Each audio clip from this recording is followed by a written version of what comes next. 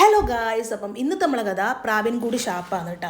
കാരണം കുറേ ആൾക്കാർ മോശം റിവ്യൂസ് പറഞ്ഞിട്ട് പലർക്കും ഇത് തിയേറ്ററിൽ നിന്ന് മിസ്സായി പോയ സിനിമയാണ്. അങ്ങനെ പലരും OTT റിലീസായതിനു ശേഷം കണ്ടിട്ടുണ്ട് കേട്ടോ. നമ്മൾ OTT റിലീസായിട്ടാണ് കണ്ടിട്ടുണ്ടായിരുന്നത്. കണ്ടു തുടങ്ങിയപ്പോൾ തന്നെ ഒരു ഇഷ്ടമായിട്ടുണ്ടായിരുന്നു കേട്ടോ. സൗബിൻ്റെ അഭിനയം പറയാണ്ടിരിക്കാൻ വയ്യ, നല്ല രസമുണ്ടായിരുന്നു, നല്ല പോലെ അഭിനയിച്ചിട്ടുണ്ടായിരുന്നു കേട്ടോ.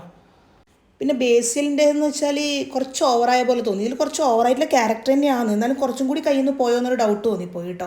ഇതൊരു ഷാപ്പും അവിടെ നടക്കുന്ന ഒരു മരണവും അതിനെ ചുറ്റിപ്പറ്റി നടക്കുന്ന കഥയൊക്കെയാണ് കേട്ടോ.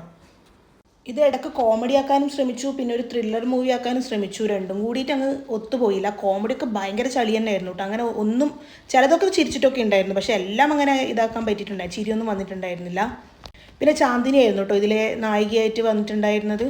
ലാൽ ജോസിൻ്റെ പഴയ റിയാലിറ്റി ഷോ ആയിരുന്നു വിവൽ ആക്റ്റീവ് ഫയർ ബിഗ് ബ്രേക്ക്. അതിലുണ്ടായിരുന്നു കേട്ടോ ചാന്ദിനി. അന്നേ എനിക്ക് ചാന്ദിനി ഭയങ്കര ഇഷ്ടമായിരുന്നു. അഭിനയമൊക്കെ സൂപ്പറായിരുന്നു. സൗബിൻ്റെ അഭിനയം സൂപ്പറായിരുന്നു. ബേസിൽ കുറച്ചൊന്നും ഇതായി, എന്നാലും സിനിമ ആകുമ്പോൾ സൂപ്പർ.